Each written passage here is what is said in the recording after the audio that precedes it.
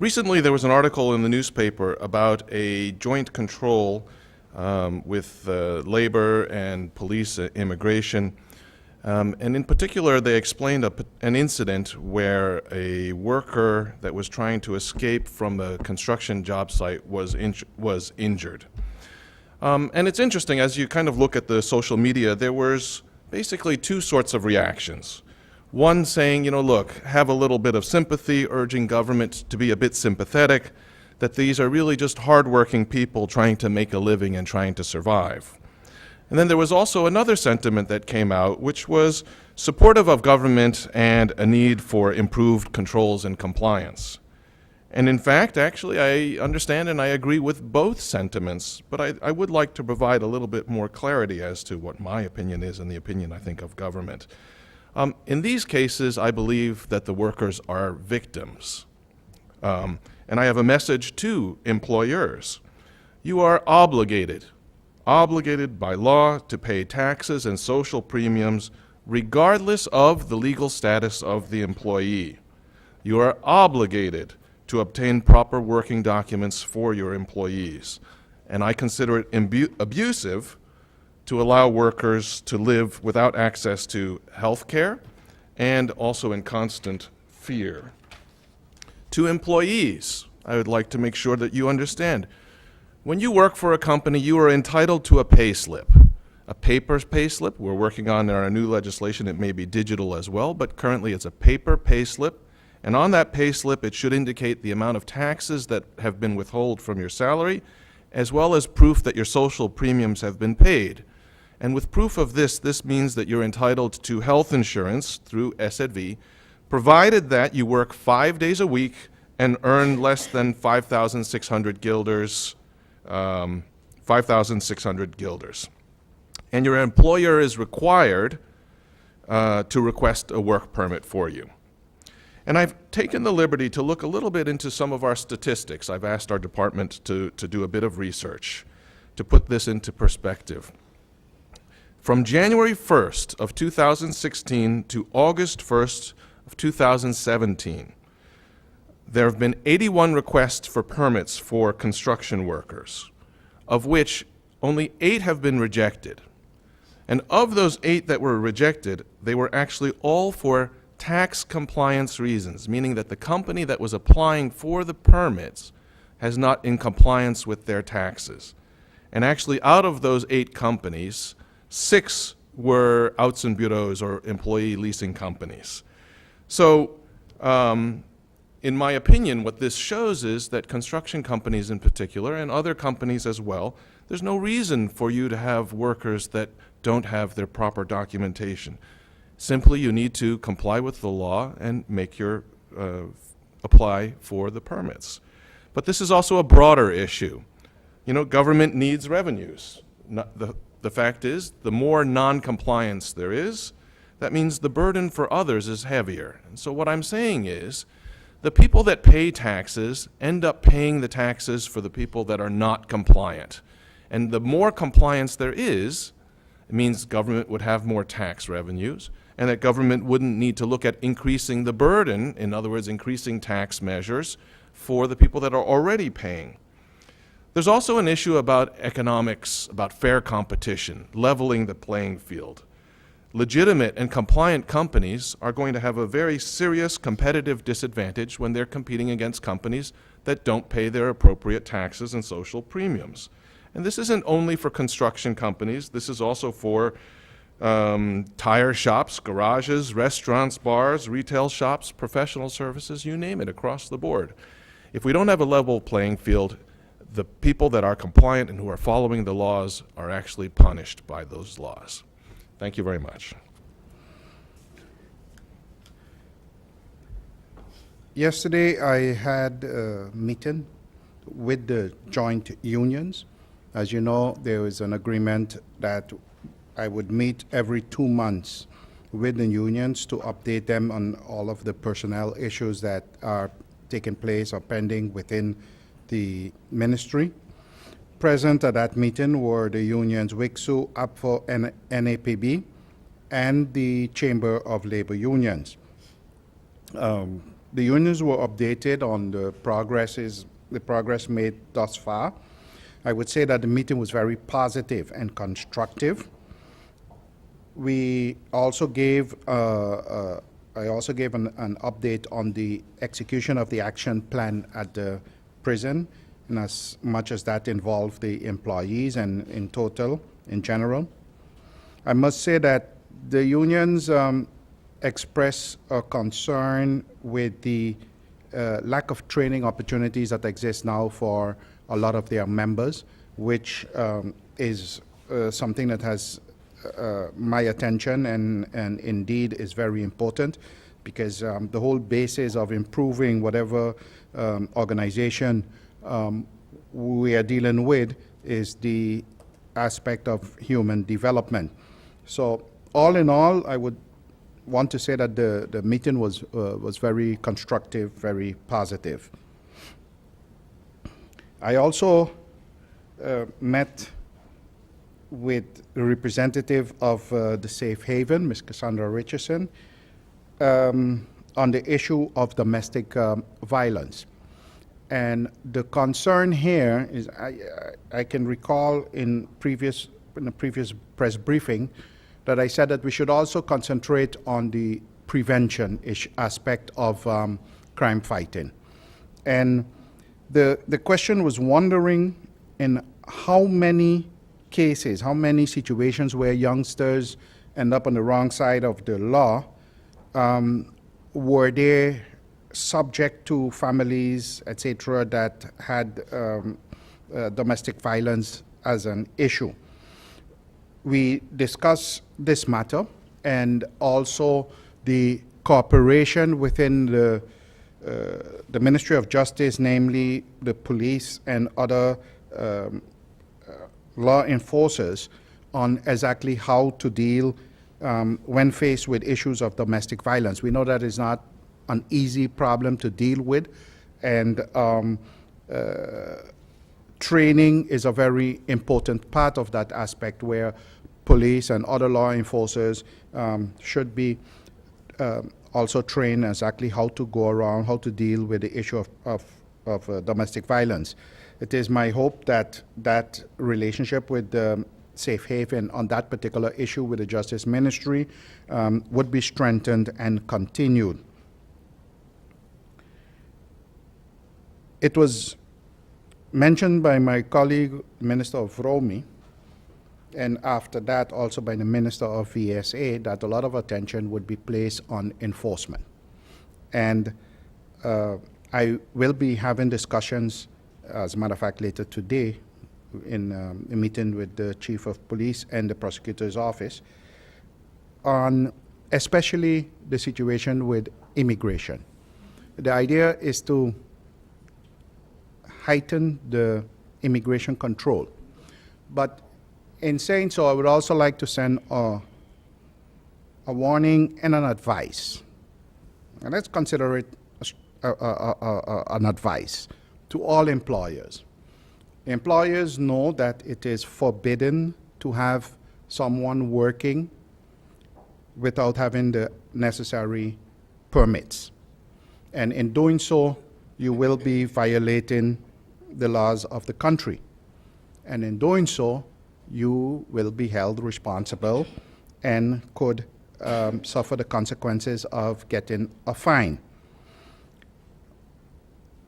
On a day-to-day basis, I get documents to sign to, how I would say, to deport folks because they were caught working illegal on the island, residing illegal on the island.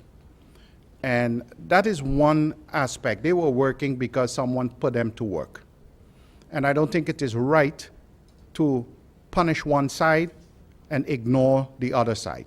And I definitely will not be doing that. So in situations where the worker is caught working without a permit, the employer definitely would bear the consequences of that. It is, we can no longer say that employers do not know that they need a permit.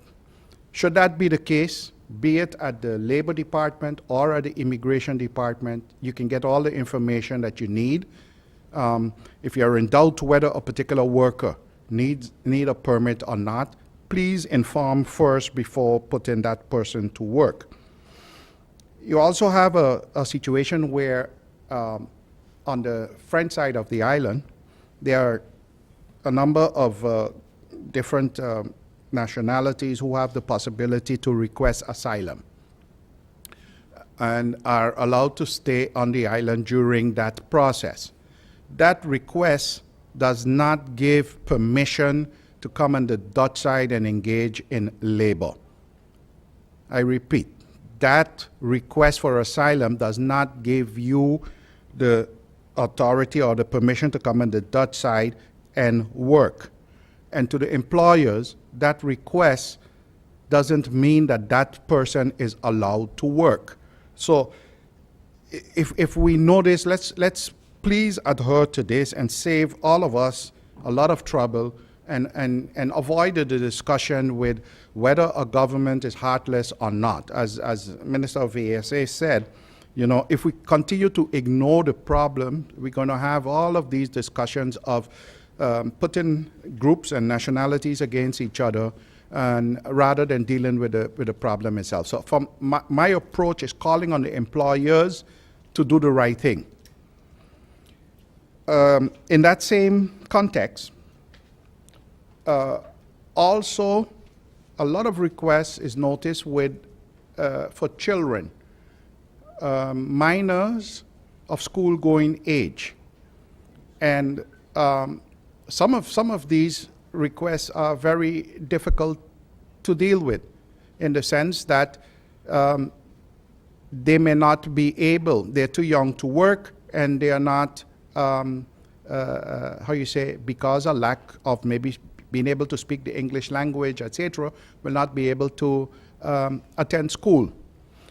There too, I would like to ask parents, please do not bring your children to the island and then try to get a permit for them. Get the information, again, from the respective department, from the Immigration Department. I would ask the department to put out information as to what are the requirements for someone who wants to request a permit for their kids, and please adhere to that, because it would put us in very difficult situation. And if we are talking about prevention, just imagine a child 14 or 15 years old who is too young to work but cannot attend school for one reason or the other, while the parents are at work. We are creating a social problem that is only going to do not the parents, not the child, not the community any good. So therefore, my appeal to all involved to take heed of the rules and regulations and get the information before acting. The issue with the parking in Front Street, as mentioned by my colleague, Minister of Romy, I, as a matter of fact, congratulate him for stepping up the action, not just on the parking, but also on those trucks. I too, coming in this morning, at a certain moment had to navigate between bags of garbage on the street, because trucks driving without their garbage being covered, and the wind blow it off, and they would not even stop to pick it up. We cannot continue to condone these type of actions by saying, oh, government is getting down on the people and things like that. We all should want to be law-abiding citizens, and if we can't respect the smaller rules, the easy rules like parking, etc., then what about the bigger ones? Okay, so if everyone would just ignore the rules and regulations, then we might end up living in a banana republic, which we don't want. We have a beautiful island, and for our own health and safety, we want to keep it that way. So we as government have the responsibility, and yes, we will be criticized for stepping up these actions, but it is for everyone's own good that we will be doing it.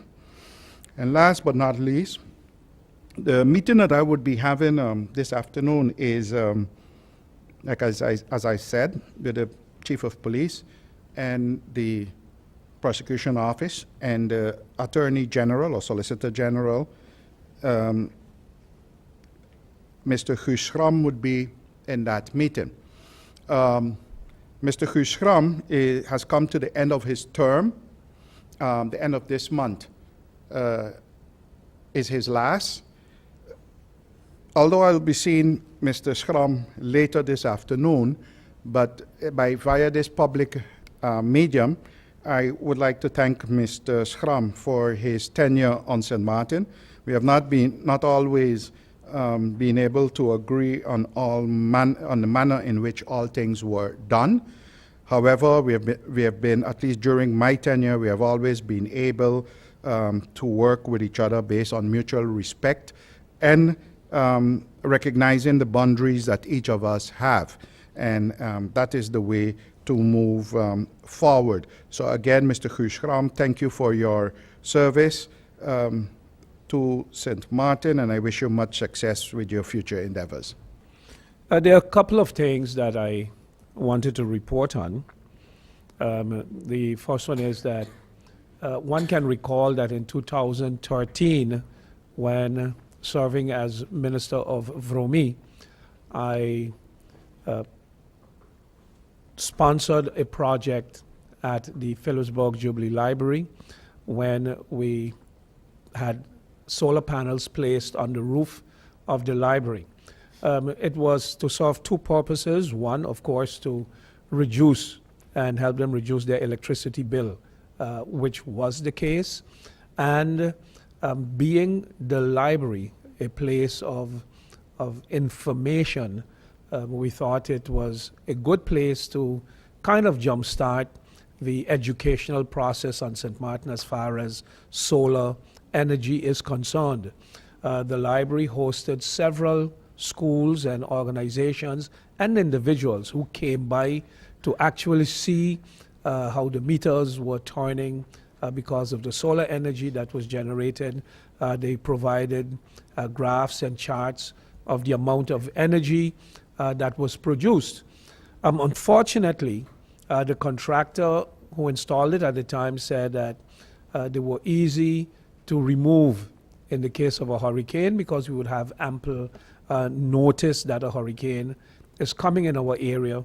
But unfortunately, when Gonzalo snuck up on us, nobody went on the roof to remove them, and several of them got damaged in that process.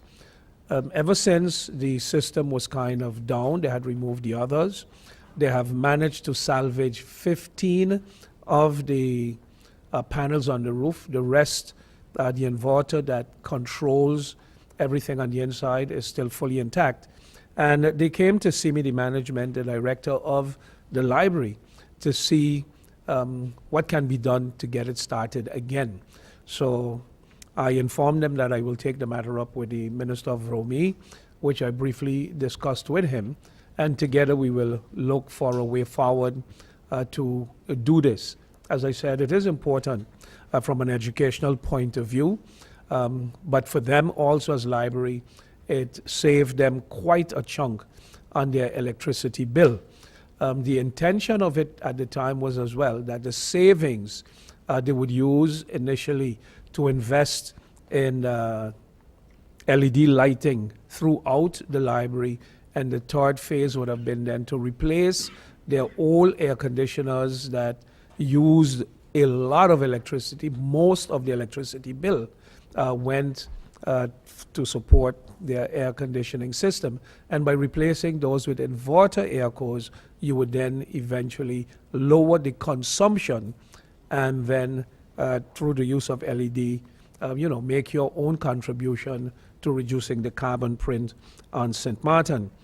I also last week met with the management of the fire department, and we discussed several things as the hurricane passes, but we also, importantly, great news for some young men and women who have been waiting for so long. People have applied for a job at the fire department as as firefighters, but one of the things you would know is that it is costly to train firefighters. And when I say costly, it is not that, let's say, like a civil servant, you apply for a job as a civil servant and you're placed in a certain position. Firefighters, just like police officers, go through a training. And you do not train one police officer, you do not train one firefighter, you do not train 2 or 3 either. So a number of vacancies are accumulated, whether through debt, whether through retirement, whether one of the things that we've had is that several of our firefighters left to go to the best islands. Seemingly better offers were made, or in at least one of the cases, it is a young man originating from Statia that did a training here, worked here, and then went back to Statia. So all of that creates vacancies at the fire department, and we are now going to start the recruitment of a new team to do the training. Of course, people who want to apply are free to apply, but we have some 200 names already in the database of persons who have applied over the past years. A selection will be done from the existing database, but as I said, it does not prevent someone, because if you graduated from school, let's say a year ago, and you would be interested, one cannot say, well, you didn't apply 2 years ago, so you won't be considered. They would go through the database, and the best applicants would then be invited to join the training program. This weekend, I will be traveling to Curacao together with Mr. Patrice Gums of the Bureau of Foreign Affairs. It is a follow-up. You can recall last year we signed the Memorandum of Understanding for cooperation between the Dominican Republic and St. Martin, but it was sort of a kingdom memorandum because it is cooperation between countries of the kingdom and the Dominican Republic. The Minister of Foreign Affairs of the Dominican Republic will attend the meeting along with the 3 prime ministers of Aruba, Curacao, and St. Martin. The meeting will be held in Curacao, and the intention is that we jointly coordinate the way forward in giving content now to the memorandum that was signed.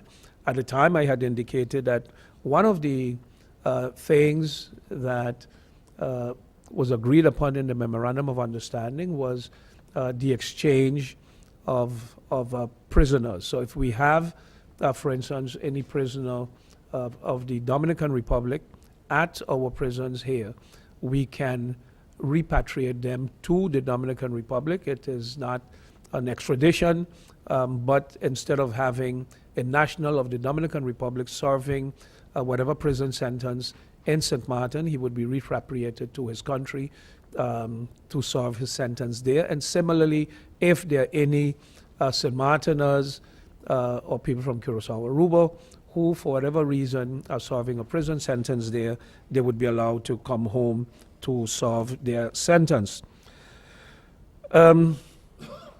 Yesterday, the outgoing Minister of Kingdom Relations and Interior, Mr. Plasterk, along with his Secretary General, Mr. Richard Fonzwal, and other members of his delegation, paid a farewell visit to the Council of Ministers. We briefly met in the meeting room of the Council of Ministers and had a brief meeting. Of course, as an outgoing minister, we have not initiated any new discussions about some issues that had been raised. The Minister of Public Health, Minister Emily, continued his passionate plea for support from the Dutch government in providing the financing for the hospital. Locally, it can be secured, but because of the nature of a local financing scheme, the interest rate would be in the range of 6%. while if it goes through the Dutch government, we can get it as low as 2%. A multi-annual loan, a long-term loan of that magnitude, you're looking at the end of the lifespan of the loan, you're looking at a difference of some 84 million guilders. Now, that is better used in other ways than to simply pay interest on a loan. We also stressed, even though it is not his area of responsibility, I made use of the opportunity and we stressed the situation at the Oyster Pond that is not, let's say, going away. On the part of the Dutch government, we are asked not to escalate the situation, but it is really, truthfully, getting out of hands. Getting out of hands because the French are not stopping. They continue to harass the people there, even though we have an agreement of observing a status quo, but they continue to interfere. And the latest I was made to understand last night is that one of the businesses operating at the marina there was served documents to file a court case against them. There are also a court case, I think, against the Captain Oliver's restaurant or marina, and they have been seeking supporting documents from our government in order to support them in their court case. Recently, their lawyers wrote a letter to the Kingdom government asking them to intervene, because here you have a citizen of the Kingdom legally operating a business on what has always been Dutch territory and is being harassed by a foreign government. Yes, it is our neighbor, but it is a foreign government. You have to picture yourself if this was happening on, let's say, the border between Mexico and the United States, that the Mexicans would come over on territory belonging to the United States to arrest and harass citizens of the United States.